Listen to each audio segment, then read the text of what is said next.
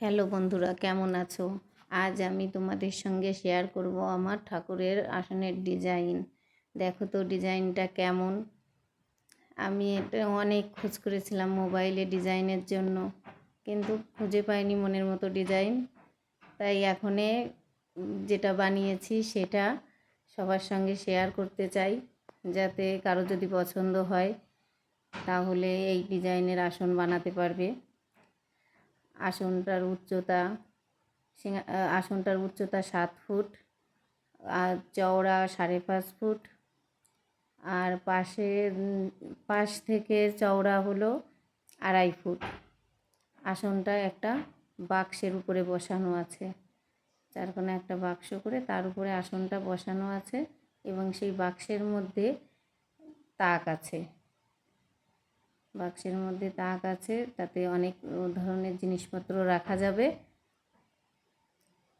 আর অনেক উঁচু সিংহাসন, তো ওই জন্য 2 ভাগে ভাগ করে বানানো হয়েছে। উপরের আসনটা আলাদা আর নিচের বক্সটা আলাদা, এবং একসাথে বসানো আছে, বোঝা যায় না যে একসাথে না আলাদা। আর নড়ানো চাড়ানোর সুবিধার জন্য 2 ভাগে ভাগ করে বানানো হয়েছে, দেখে যদিও বোঝা যায় না। যাই হোক, অনেকটা স্টেপ আছে আসনটার। আমি তো আসনে রেখেছি হরি ঠাকুর, শান্তিমা, রাধাকৃষ্ণ, তারপরে পঞ্চতত্ত্ব। এবার যার যাকে রাখতে ভালো লাগে, যে যাকে ভজনা করে সে তাকে রাখবে। দেখো তো আসনটা কেমন হয়েছে। আমার আসনটা যদি ভালো লাগে তাহলে তোমরা সবার কাছে শেয়ার করে দেবে।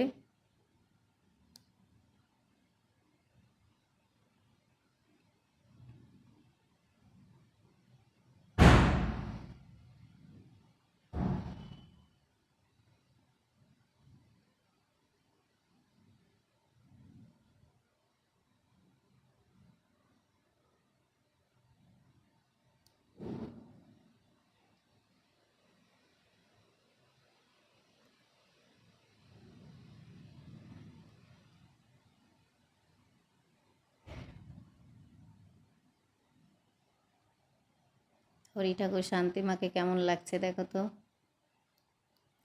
আসনে চন্দ্রের মতন একটা জায়গা করে রাখা হয়েছে ভোগ লাগানোর জন্যে। পাশের দিকটা এরকম ডিজাইন করা হয়েছে।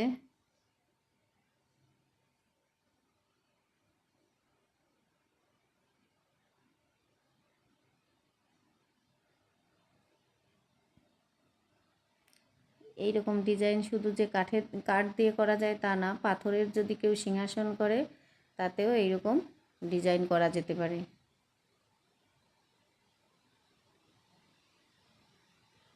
দেখো কত জায়গা বাক্সের ভিতরে।